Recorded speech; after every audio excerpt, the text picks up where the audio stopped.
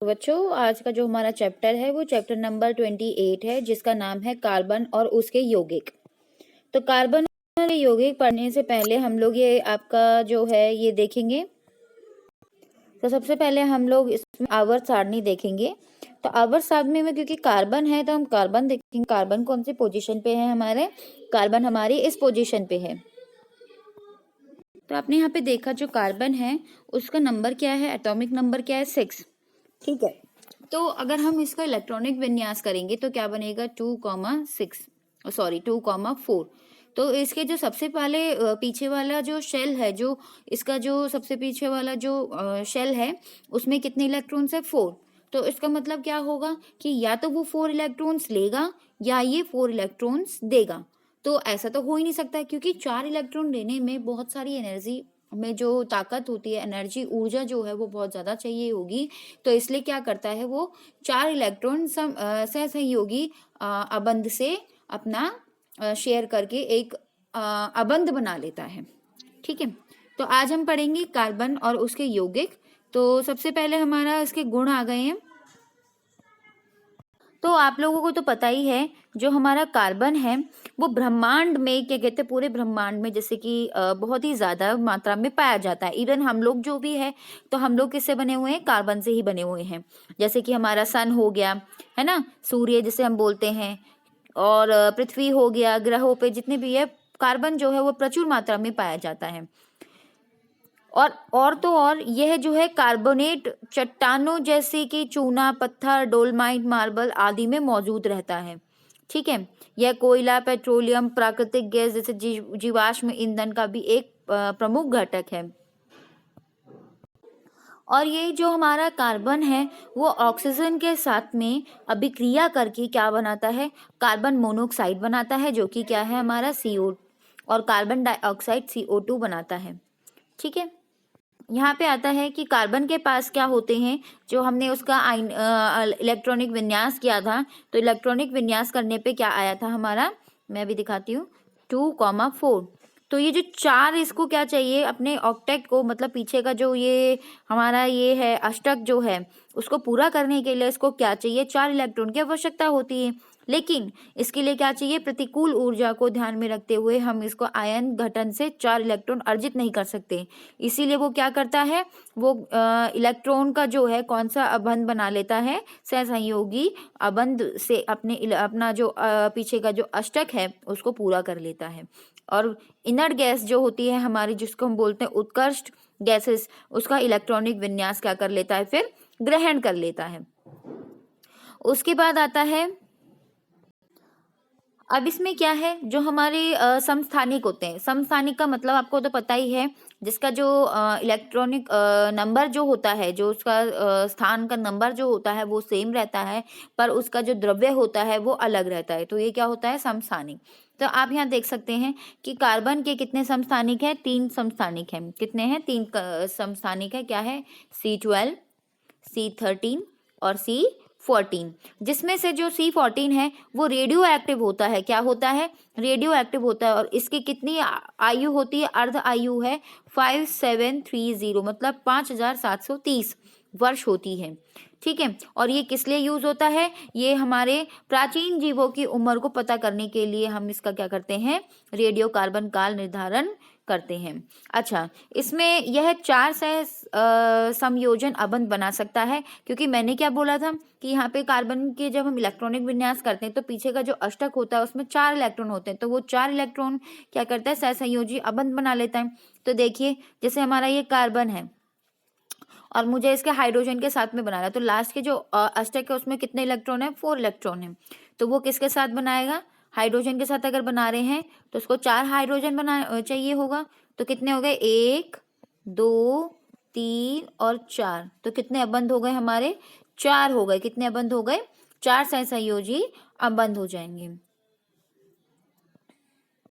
अच्छा, इसका एक और चीज है कि ये श्रृंखलांक होता है। श्रृंखलन भी होता है। क्यों होता है? क्योंकि ये क्या करता है, जैसे और भी जो हमारे तत्व होते हैं, जैसे कि हमारा हो गया hydrogen, nitrogen, oxygen, sulphur, halogen, halogen मतलब HCl, है ना, और हो गया हमारा फ्लोराइड, इन सब के साथ में क्या करता है, इनके साथ में अबंध बना सकता है।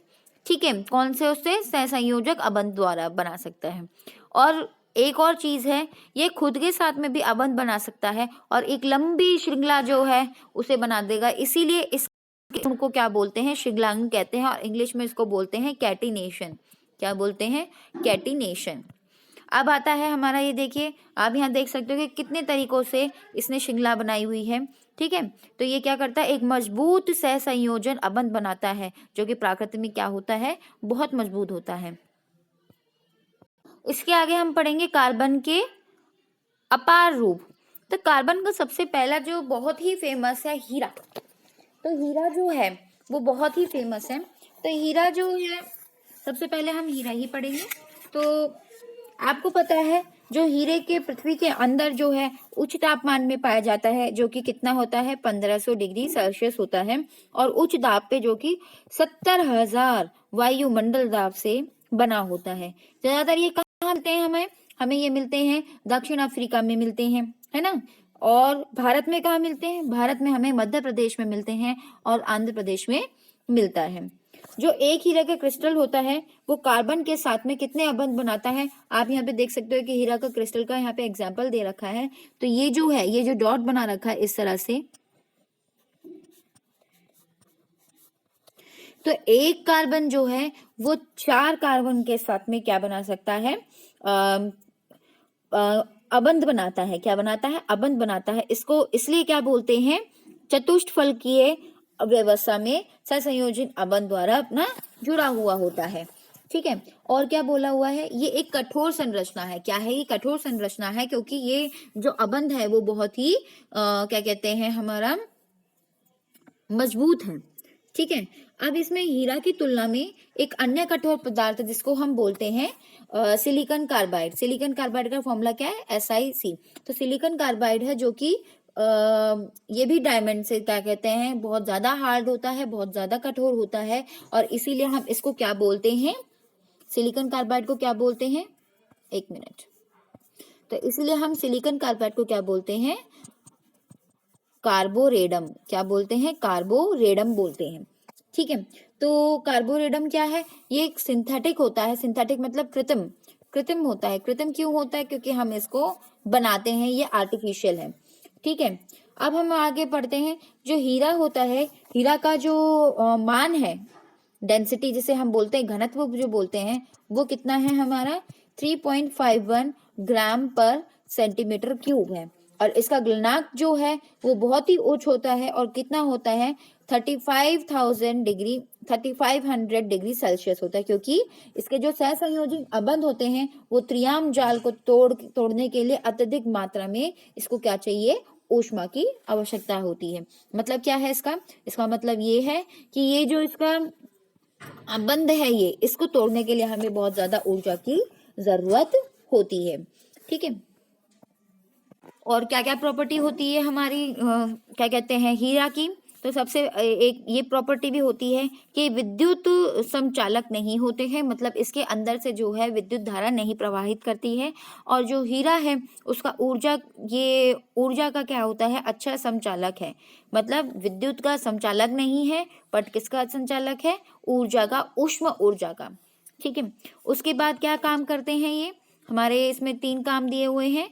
सबसे पहला काम क्या है कि कठोर और अन्य सख्त पदार्थों को काटने और पीसने के लिए हम इसका प्रयोग करते हैं, और कांच काटने और चट्टानों में छेद करने के लिए भी हम इसका प्रयोग करते हैं। और एक सबसे काम है जो सबको पसंद है कि क्या काम करते हैं, ज्वेलरी बनाने का काम करते हैं, सुंदर सुंदर गहने बनाने का इसमें काम करते हैं। उसके बाद आता है हमारा ग्रेफाइट। जो हमारा ग्रेफाइट है, ग्रेफाइट एक मुलायम, काला और फिसलन सहित ठोस होता है। क्या होता है, फिसलन सहित ठोस। एक मिनट, ये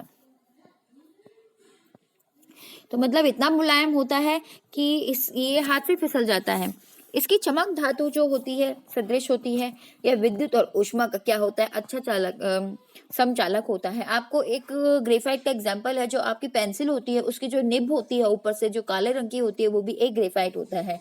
तो कभी आपको ये देखना हो कि ऐसा आधातु जो कि सुचालक है तो वो क्या है, हमारा विद्युत धारा का सुचालक क्या है हमारा, ग्रेफाइट। ठीक है, तो ग्रेफाइट जो है वो सुचालक है। और इसमें एक और चीज है, आप यहाँ देख सकते हो, आप यहाँ देख सकते हो कि ये देखिए जो हमारा कार्बन है इसके अंदर क्या है, कार्बन जो है देखिए यहाँ पे इस तरह की संरचना बनी हुई है।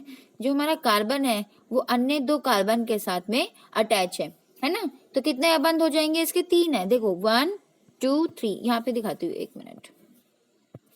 ये देखिए ये वाला जो कार्बन है कितने अबंध है, 1 2 और 3 अबंध है। ठीक है, तो यहाँ पे हम कह सकते हैं जो हमारा कार्बन है वो 3 कार्बनों से अटैच है। इसीलिए अब यहाँ पे देखो हमारे कार्बन में 4 अबंध बनते हैं, पर यहाँ पे कितने बन रहे हैं, सिर्फ 3 अबंध बन रहे हैं। तो 3 अबंध बन रहे हैं, तो इसका मतलब जो एक साइट है इलेक्ट्रॉन का वो क्या है, खाली है। और खाली होने की वजह से वो क्या कर रहा है, विद्युत धारा का सुचालक है। इनके जो अबंध है वो इतने कमजोर हैं कि क्या करते हैं, अगर मैं यहाँ से धक्का मारूंगी तो ये जो स्लाइड है ये टूट जाएगी और एक दूसरे के ऊपर क्या हो जाएगी, ये फिसल जाएगी। तो ये क्या है, एक अच्छे वो हैं, क्या कहते हैं हम उसको, कह सकते हैं ग्रीस का काम जो करते हैं वो बहुत ही अच्छे हैं। तो इसीलिए हमारा यहाँ पे ये लिखा हुआ है कि इसी प्रभाव के कारण ग्रेफाइट एक अच्छा ठोस नेहक बनता है। ठीक है, अब यहाँ पे हम घनत्व की बात करते हैं। तो कितना घनत्व है इसका, 2.2 ग्राम पर सेंटीमीटर क्यूब है। और कितना इसका गलनांक है, इसका गलनांक है 3700 डिग्री सेल्सियस इसका गलनांक है।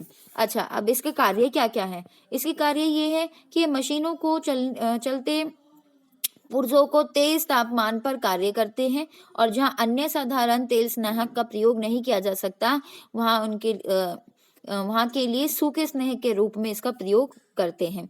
और दूसरा क्या है, ये सूख सेल और विद्युत ऑक्स में इलेक्ट्रोड बनाने के लिए भी क्या करते हैं, प्रयोग करते हैं। और आपको तो पता ही है कि पेंसिल का सुरमा जो है उसको बनाने के लिए भी इसका काम होता है। और धातुओं को पिघलाने के लिए भी प्रयुक्त मात्रा बनाने के लिए क्या करते हैं, हम इसका प्रयोग करते हैं। देखा है कि जो हमारी ग्रेफाइट्स है हम उसको यूज करते हैं धातुओं को पिघलाने के लिए भी। हमारा नेक्स्ट टॉपिक क्या है, फ्लूरेन। फ्लूरेन फ्लूरेन क्या होता है, ये एक बहुत ही क्या कहते हैं अलग तरीके का कार्बन का एक ये पार्ट है। इसमें क्या है, ये किसने डिस्कवर किया था, ये रॉबर्ट एफ कर्ल ने इसका क्या कहते हैं इसको खोजा था। और क्या करा था, इसमें नोबेल प्राइज में इसको मिला हुआ था। अब ये फ्लूरेन क्या होता है, फ्लूरेन ये है कि एक क्लोज स्ट्रक्चर है जिसका हम कह सकते हैं कि फुटबॉल की तरह इसकी आकृति है। और ये बहुत ही मुश्किल और इसको बकमिंस्टर फ्लोरेंसिस भी कहते हैं। और इसके अंदर कितने कार्बन है, इसके अंदर 60 कार्बन है। और इसका स्ट्रक्चर आपको दिखाई दे रहा होगा। अब ये बना कैसे है, इसमें क्या करा है, निष्क्रिय गैसेस जो होती है वातावरण में वस्तुत कार्बन संगठित होने पर किसका काम करती है, फ्लोरीन का काम करते हैं। मतलब क्या करा उन्होंने, कार्बन को वेपराइज करके उसको ठंडा कर दिया इनर गैस के एटमॉस्फेयर में। तो ये हमारा फ्लोरीन बन गया है। फ्लोरीन क्या कहते हैं, अगर ये बहुत ही मुश्किल है इसको स्टडी करना, अभी भी इसकी स्टडी चली रही है। तो हो सकता है कि आने वाले टाइम में हम इसके बारे में भी जान सकें। और भी बहुत सारी क्या कहते हैं इसके प्रारूप है, जैसे कि एक हो गया इसका कोयला, कोक, कार्बन, ये सारे इसके क्या है, प्रारूप हैं। ठीक है, यह लकड़ी का कोयला, कोक और कार्बन ब्लैक है। ठीक है, सबसे पहले हम लोग कोयला कहते हैं, कैसे बनता है कोयला, तो जब लकड़ी को हवा के अभाव में, मतलब जब हवा नहीं होती है उसके अभाव में हम उसको बहुत तेज गर्म करते हैं तो लकड़ी का क्या बन जाता है, कोयला बन जाता है। क्या बन जाता है, कोयला बन जाता है। और इसका जो है, इसकी सतह का क्षेत्र जो होता है बड़ा होता है। और सक्रिय लकड़ियों का कोयला का एक तरह का पाउडर है जिसकी सतह को भाप के साथ में गर्म करके अधिशोषण सामग्री से मुक्त बनाया गया है। और यह व्यापक रूप से रंगीन मिलावट और भूरी गंध को पानी व अन्य पदार्थों से अवशोषण के लिए प्रयोग किया जाता है। मतलब क्या हुआ इसका कि ये जो है किस लिए यूज होता है, कि जैसे कि कोई कलर्ड इम्प्योरिटीज है, मतलब कोई कलर की गंधाहट है या किसी में पानी में से गंदी स्मेल आ रही है, तो उसको खत्म करने के लिए हम लोग क्या यूज करते हैं, कोयला करते हैं। और इसका बायोकार्बन भी बोल सकते हैं। दूसरा आता है हमारा कोक। कोक का क्या होता है, ये जो है कार्बन का अशुद्ध रूप है। क्या है, अशुद्ध रूप है। और कैसे बनता है ये भी हम इसको ऊष्मा प्रदान करते हैं या इसको तेज गर्म करते हैं, किसके अभाव में, हवा के अभाव में। और किसका काम करते हैं, धातु विज्ञान में अपचयक की तरह हम इसका काम लेते हैं। किसकी तरह काम करता है, या अपचयक की तरह काम करता है। अब आते हैं कार्बन के यौगिक। तो कार्बन के यौगिक इसमें कुछ दो तरीके के हैं। एक तो हो गया यौगिक को क्या कहते हैं, दो उसमें क्लासिफाई करा हुआ है। एक तो कार्बनिक और अकार्बनिक यौगिक के वर्गीकरण किया गया है। जो हमारे यौगिक जीवों से उत्पन्न होते हैं उनको बोलते हैं कार्बनिक यौगिक। ठीक है, क्या बोलते हैं, कार्बनिक यौगिक। किससे, जो जीवों से उत्पन्न होते हैं। और जो प्रयोगशाला में हम बनाते हैं वो क्या बोलते हैं, कार्बन के यौगिकों के रूप में उसको क्या कहते हैं, उसको क्या बोलते हैं, प्रयोगशाला में संश्लेषित करते हैं, अतः वे अब कार्बन के यौगिकों के रूप में परिभाषित किए जाते हैं। इसमें उनको क्या बोलते हैं, अयौगिक। क्या बोलते हैं, अयौगिक। ठीक है, अब जैसे हमारे कुछ है एग्जाम्पल इसमें किसके, अकार्बनिक, जिसको हम अकार्बनिक यौगिक जो है, जैसे कि हमारे एग्जाम्पल हो गए हैं HCN, यहाँ पे भी कार्बन है, CS2 है ना, और यहाँ पे CO2 CO, ये सारे क्या है हमारे अकार्बनिक। और कार्बनिक क्या है हमारे, जैसे कि हमारे जैसे वो श्रृंखला बना रहे थे ना बहुत सारे, ये सारे क्या है हमारे कार्बनिक। ठीक है, उसके बाद कार्बन के ऑक्साइड है। तो कार्बन का पहला ऑक्साइड क्या होता है, कार्बन मोनोऑक्साइड, जो कि अगर हम कार्बन या हाइड्रोकार्बन को हम क्या कहते हैं, लिमिटेड जो हमारे क्या कहते हैं, ऑक्सीजन की जो है लिमिटेड मात्रा में, सीमित मात्रा में हम उसको दें तो क्या बनता है हमारा, कार्बन मोनोऑक्साइड। क्या बनता है, कार्बन मोनोऑक्साइड। ये जो कार्बन मोनोऑक्साइड है ये हमारा रंगहीन और क्या है, गंधहीन गैस होती है। और इसका गलनांक कितना होता है, -99 डिग्री सेल्सियस, और क्वथनांक कितना होता है, -92 डिग्री सेल्सियस होता है। ठीक है, और हमारे जो है इसमें बहुत सारे इसके यूजेस हैं। सबसे पहले इसको अपचयक के रूप में हम इसका इस्तेमाल करते हैं। अपचयक जैसे कि हमारा है, मान लो कि Fe2O3 है, Fe2O3 है, उसका अपचयक करेंगे CO से तो क्या बनेगा, Fe+CO2 बनेगा। और ये काम करता है, ये एक उत्प्रेरक की उपस्थिति में यह हाइड्रोजन के साथ संगठन करके मिथिलीन बनाता है। और क्या काम करता है, ये कार्बोनिल यौगिक बनाता है। ये एक ईंधन के रूप में प्रयोग होता है और ये कार्बनिक यौगिक के संश्लेषण में भी प्रयोग किया जाता है। और ये कार्बन के साथ में, और एक और है इसका कार्बन डाइऑक्साइड, क्या करता है, कार्बन और ऑक्सीजन मिलके क्या बनाते हैं, कार्बन डाइऑक्साइड। इसमें क्या होता है, हम ऑक्सीजन की इसमें मात्रा जो है वो बहुत अधिक कर देते हैं। देखो बच्चे, CO जो होता है वो हमारा क्या होता है, इनकम्प्लीट कंबशन, मतलब जो पूरी तरह से कंप्लीट पूरा जले ना। ठीक है, जैसे कि हमारी गीली लकड़ी है, अगर हम उसको जलाएंगे तो वो कार्बन मोनोऑक्साइड ज्यादा देगी, क्योंकि वो गीली लकड़ी पूरी तरह से जलती नहीं है। पर अगर हमें बिल्कुल सूखी लकड़ी है तो वो क्या प्रोड्यूस करेगा, कार्बन डाइऑक्साइड, क्योंकि उसमें जो है वो पूरी तरह से जल गया है। अगर हम कार्बोनेट को गर्म करते हैं तो हमारा क्या बनता है, कैल्शियम ऑक्साइड, और साथ में क्या बनता है, CO2 हमारा प्रोड्यूस होता है। और एक और है, ये क्रीवण में भी हम इसका इस्तेमाल करते हैं। जब हम ग्लूकोज का क्रीवण करते हैं तो इथेनॉल और कार्बन डाइऑक्साइड हमारा बन के बाहर आता है। और ये वातावरण में बहुत छोटी सी मात्रा में पाया जाता है, जो हमने किया था कितना, 0.03% पाया जाता है। और ये ग्रीन हाउस मतलब कांच घर ग्रह के प्रभाव का एक प्रमुख योगदान है। मतलब जो ग्रीन हाउस गैस है वो क्या है, कार्बन डाइऑक्साइड। कार्बन डाइऑक्साइड को अगर हम जो है क्या कहते हैं, अगर हम बोलें सूख बर्फ क्या होती है, सूख बर्फ क्या होती है, ये बहुत इंपॉर्टेंट है।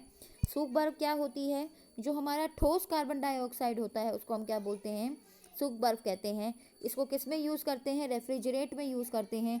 मतलब हम इसका प्रत्यक्ष के रूप में प्रयोग करते हैं, क्योंकि जब इसे वायुमंडल दाब पर ठंडा करते हैं तो यह द्रव में नहीं परंतु ठोस में ही संघनित हो जाता है। और इसका ठोस का उदार्थ कितना है, 38 डिग्री सेल्सियस। ये कार्बोनेट पेय में उत्पादन में प्रयोग किया जाता है। मतलब क्या होता है कि कार्बोनेटेड ड्रिंक्स जो हम क्या कहते हैं, जो हम कोल्ड ड्रिंक्स पीते हैं उसके अंदर भी इसका प्रयोग होता है। खोलते के साथ ही क्या आता है, बाहर वो गैस निकलती है, उसको बोलते हैं। ठीक है। और ये वॉशिंग सोडा जिसको हम बोलते हैं धवन, है ना, वॉशिंग सोडा ही लिखा हुआ है यहाँ पे। और पाक सोडा के उसमें उत्पन्न बेकिंग सोडा और जिसको बोलते हैं वॉशिंग सोडा, इन दोनों में इसको बनाने के लिए प्रयोग होते हैं। अब आता है हाइड्रोकार्बन। हाइड्रोकार्बन भी दो तरीके के होते हैं। एक तो खुली हुई श्रृंखला होती है और एक बंद श्रृंखला होती है। खुली हुई श्रृंखला मतलब ऐसे ही कार्बन के बॉन्ड बने रहते हैं, और बंद का मतलब क्या होता है, बंद में हमारे इस तरह से कार्बन बनते हैं। ठीक है। उसके बाद आता है हमारे, ये भी दो प्रकार के हो जाते हैं। एक तो होता है संतृप्त। संतृप्त में क्या होता है, सिर्फ एक ही बॉन्ड होता है। और हमारा होता है असंतृप्त। असंतृप्त का मतलब क्या होता है, कार्बन कार्बन में या तो डबल बॉन्ड होंगे या क्या हो गए, ट्रिपल बॉन्ड होंगे। ठीक है। असंतृप्त भी आगे जाके दो हिस्सों में बदल जाता है, जिसको बोलते हैं एल्कीन जिसमें होते हैं डबल बॉन्ड, और एल्काइन जिसमें होते हैं ट्रिपल बॉन्ड। ठीक है। उसके बाद आता है बंद श्रृंखला यौगिक। बंद श्रृंखला यौगिक भी एलिसाइक्लिक होता है और एरोमेटिक होता है। एलिसाइक्लिक में क्या होता है, जैसे कि मैं एक एग्जांपल लेती हूँ जिसमें एक ही बॉन्ड है, ठीक है, सिंगल बॉन्ड्स को बोलते हैं एलिसाइक्लिक। और एरोमेटिक क्या होता है, एरोमेटिक में अगर मैं दो बॉन्ड लगा दूं तो ये क्या बन जाएगा, हमारा एरोमेटिक बन जाएगा। ठीक है। तो सबसे पहले हम लोग पढ़ेंगे इसके अंदर एलिफेटिक हाइड्रोकार्बन। एलिफेटिक हाइड्रोकार्बन एक ग्रीक शब्द से लिया है, एलिफर, जिसका मतलब होता है फैट। फैट मतलब वसा। ठीक है। एलिफेटिक हाइड्रोकार्बन जो है वो इसलिए इसका ऐसा नाम लिखा है क्योंकि वो वसा से ही निकला है। ठीक है। एलिसाइक्लिक जो वो कंपाउंड्स होते हैं, या तो वो बिल्कुल ही सीधे होते हैं जिनकी श्रृंखला कैसी होती है, यौगिक होती है, या चक्रीय होती है,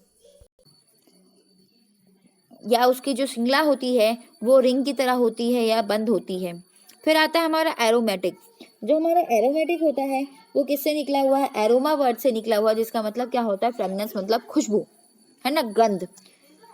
उसके बाद जो हमारी एलिफेटिक है वो दो प्रकार में बढ़ गए थे, जिसका हम बोलते हैं संतृप्त और असंतृप्त। संतृप्त वो होते हैं जिसमें एक कार्बन कार्बन का एक ही बॉन्ड होता है, और असंतृप्त क्या होते हैं जिसमें दो बॉन्ड्स होते हैं। ठीक है। उसके बाद आता है हमारा एल्केन्स। एल्केन्स क्या होते हैं, जिसके अंदर, अब बेटा ये बहुत इंपॉर्टेंट है, सबसे पहले आप लोग कहेंगे जब हमारे एक बॉन्ड होता है उसको बोलते हैं एन। क्या लगाते हैं उसके आगे, एन। एक कार्बन है, एक कार्बन के लिए होता है मिथ, सॉरी, एक कार्बन के लिए होता है हमारा मिथ। ठीक है। और एन पीछे क्या लगा देंगे, एन, तो क्या बन जाएगा, मीथेन। एक कार्बन के लिए मिथ होता है, दो कार्बन के क्या होता है, इथ। इथ प्लस एन क्या बन जाएगा, इथेन। तीन कार्बन के लिए प्रोप, प्रोप प्लस एन क्या बन जाएगा, प्रोपेन।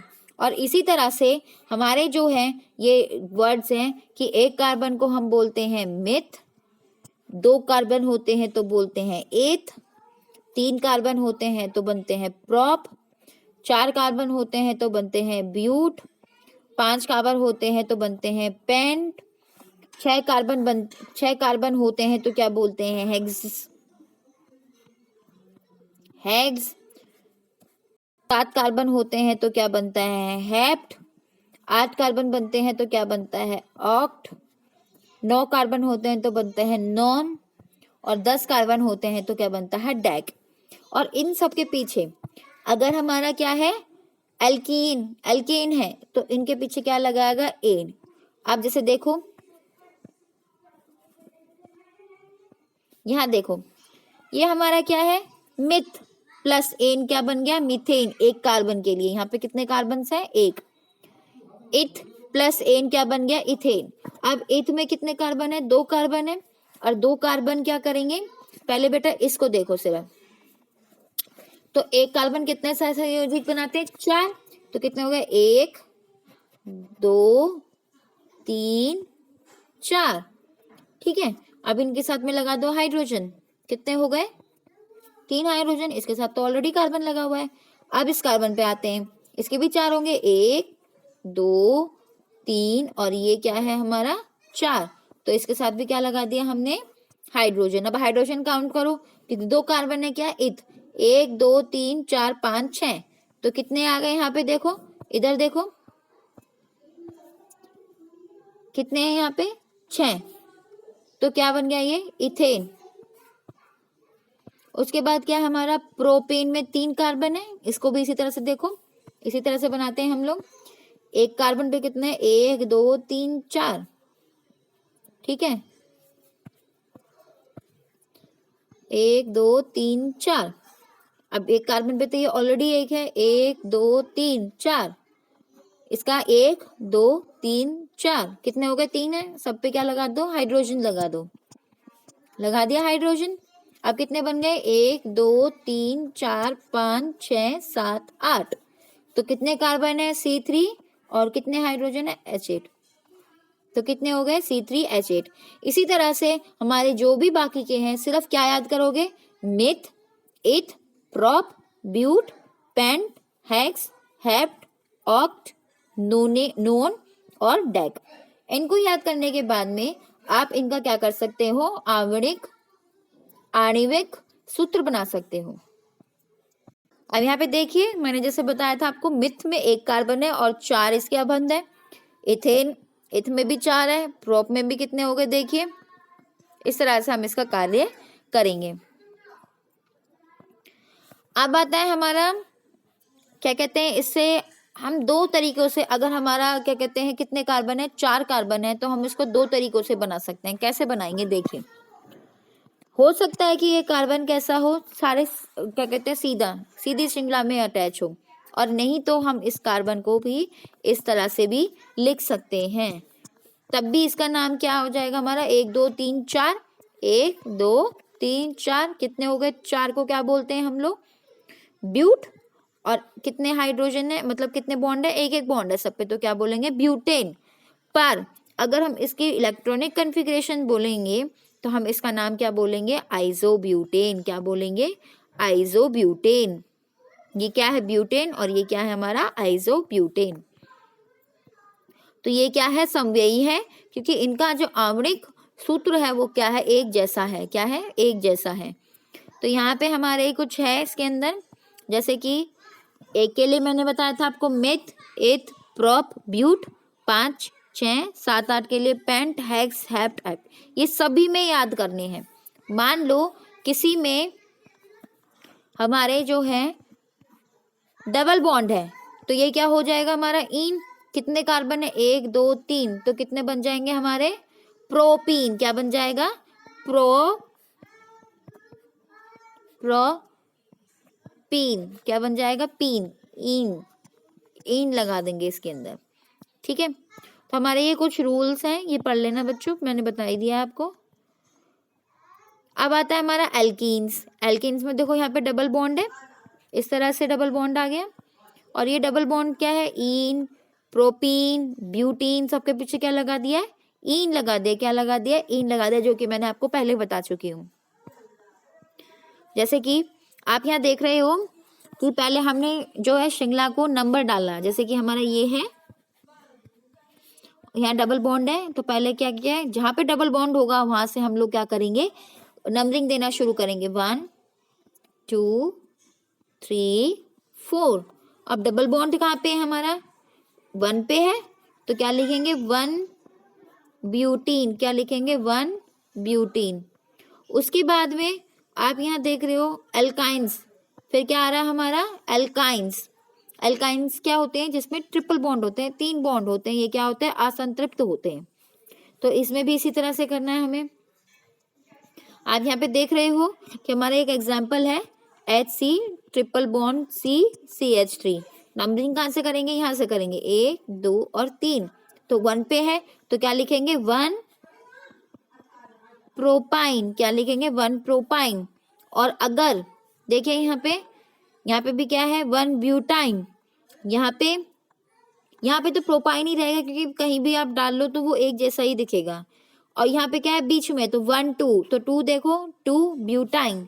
तो इस तरह से हमारे नंबरिंग होते हैं।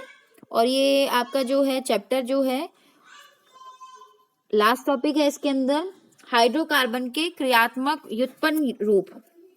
इसमें क्या करते हैं हम लोग, एक एक जो पीछे का हाइड्रोजन है उसको रिप्लेस करके कुछ भी डाल सकते हैं। जैसे कि अगर मैंने CH4 था, एक H को कम करके क्या डाल दिया 3, और क्या बन गया CH3Cl। तो ये क्या बन जाएगा क्लोरोमीथेन, क्लोरो, और ये किसका रूप था मीथेन का, तो क्लोरोमीथेन। ऐसे ही अगर C2H6 था तो H6 की जगह मैं क्या लगा दूंगी 5, और एक Cl लगा दे तो क्या बन जाएगा क्लोरो इथेन। तो इस तरह से हमारे सारे जो हैं ये बन जाएंगे। यहाँ पे हमने कुछ ये है हेलोक्सन, हेलोएक्सेन, तो ये सारा आपको एक बार पढ़ना है। अगर OH लगा दिया, OH होता है हमारा अल्कोहल, तो क्या लग जाएगा ऑल, लास्ट में क्या लग जाएंगे ऑल। और अगर हमारा एल्डिहाइड है, ये क्या है हमारा एल्डिहाइड है, तो क्या लगा देंगे इसमें Al, लास्ट में क्या लगाएंगे Al। तो ये चीजें आपको याद रखनी है। अब आते हैं हम लोग इसके कुछ अल्कोहल कैसे बनता है। अल्कोहल हमारे ये रहा, आपको तो दिखाई दे रहे होंगे, मिथेनॉल बताया ना, OL ऑल लगाना है या आल, इस तरह से, ठीक है। तो मिथेनॉल, इथेनॉल, 2 प्रोपेनॉल। और यहाँ पे हमारा क्या है, तीनों पे क्या है हमारे हाइड्रो, क्या कहते हैं हाइड्रो एटम्स है। तो हमने यहाँ पे तीनों पे क्या लगा देंगे, हम बताएंगे कौन कौन सी पोजीशन पे हमारे ऑल है।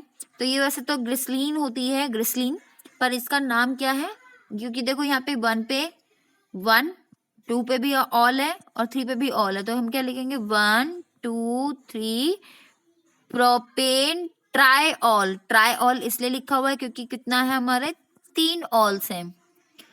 अब आता है हमारा मिथेनॉल कैसे बनता है, कार्बन डाइऑक्साइड प्लस हाइड्रोजन के साथ में अगर हम रिएक्शन करेंगे तो क्या बन जाएगा हमारा मिथेनॉल। ऐसे ही इथेनॉल की रिएक्शंस आपको याद करनी है, ठीक है। और IUPAC नेम के हमने इसमें बोला हुआ है, इन को हटा के क्या लगा देंगे AL लगा देंगे, जिसको बोलते हैं नल, मिथेनल, है ना, मिथेनॉल, ऑल, ये है एल्डिहाइड और कीटोन के। और अगर हमें ये तो एल्डिहाइड के हो गए, और कीटोन की, कीटोन में क्या गए ऑन, क्या लगाएंगे ऑन लगाएंगे लास्ट में, ठीक है। बाकी बिल्कुल सेम है। फिर है कार्बोक्सिलिक एसिड, कार्बोक्सिलिक एसिड कैसे बना हुआ है, ये रिएक्शन आपकी ये सामने, इसको याद कर लेना। और इसकी संरचना कैसी है देखने में, इसको इस तरह से ये दिखाई देता है। और इसमें ओइक लगाते हैं, क्या है ओइक, क्या लगाते हैं पीछे ओइक। यहाँ पे हमारे कुछ अम्ल है, इसको याद रखना है। चींटी के काटने से हमें फार्मिक अम्ल, कौन सा अम्ल छोड़ता है वो हमारे अंदर फार्मिक अम्ल होता है, और हमारे ब्यूटेरिक अम्ल है ये, फिर उसके बाद लैक्टिक अम्ल है ये।